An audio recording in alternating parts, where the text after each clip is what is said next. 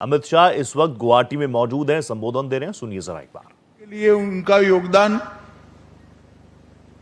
एक कुंठित सरमुखत्यारशाही के खिलाफ उनका संघर्ष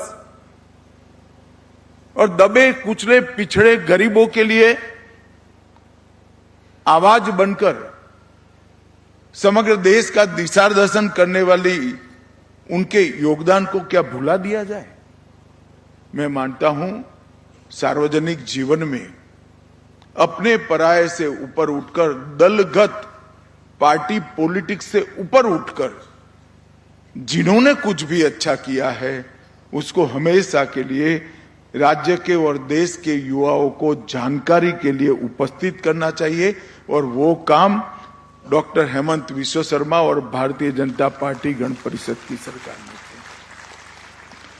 इसलिए मैं उनको बहुत बहुत अभिनंदन देना चाहता हूं।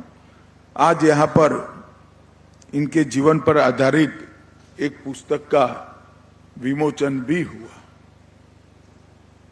मित्रों, बरबोरा जी के जीवन को अगर ध्यान से देखें तो 1925 में गोलाघाट में जन्म हुआ। इनके अंदर देशभक्ति का, समाजवाद का और गरीबों के प्रति संवेदनशीलता का जो गुण था वो वैसे ही नहीं आया था। उनके परदादा मायाराम जी 1857 के प्रथम स्वतंत्रता संग्राम में मनीराम दीवान के सहयोद्धा रहे। उनके पिता कोमोल बरबोरा जी जब आसाम ऑयल कंपनी में कार्यरत थे तब 1939 में मजदूरों के लिए मालिकों के विरुद्ध आसाम की सबसे पहली औद्योगिक हड़ताल कराने वाले व्यक्ति कोमोल बरबोरा थे और उन्हीं की तीसरी पीढ़ी में गुलाब बरबोरा जी ने पूरा जीवन समाजवादी सिद्धांतों पर जीते हुए असम और देश के मजदूरों को, गरीबों को, पिछड़ों को आगे बढ़ाने के लिए व्यतीत किया। बहुत कम आयु में 42 में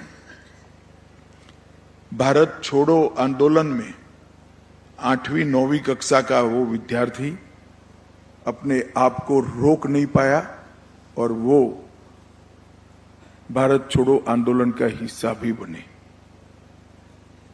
कलकत्ते में अपनी पढ़ाई पूरी कर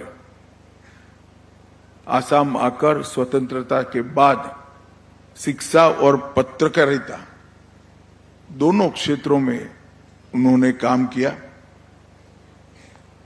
50 से 60 एक दशक तक असम के समाजवादी आंदोलन का वो महत्वपूर्ण चेहरा बनकर उभरे। जेपी, डॉक्टर लोहिया,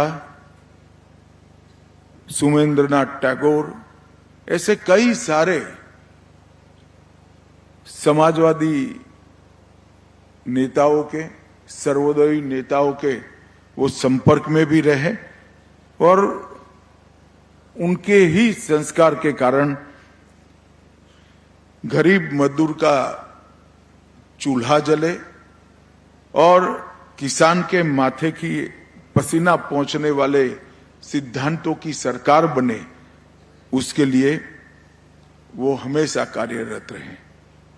उन्होंने स्पष्ट कहा कि उत्तर पूर्व, नॉर्थ ईस्ट भारत का बाहर नहीं परंतु भारत का हृदय का अटूट हिस्सा है। वो बात उस जमाने में बहुत मुखर करने वाले नेताओं में गुलाब बरबोरा जी थे।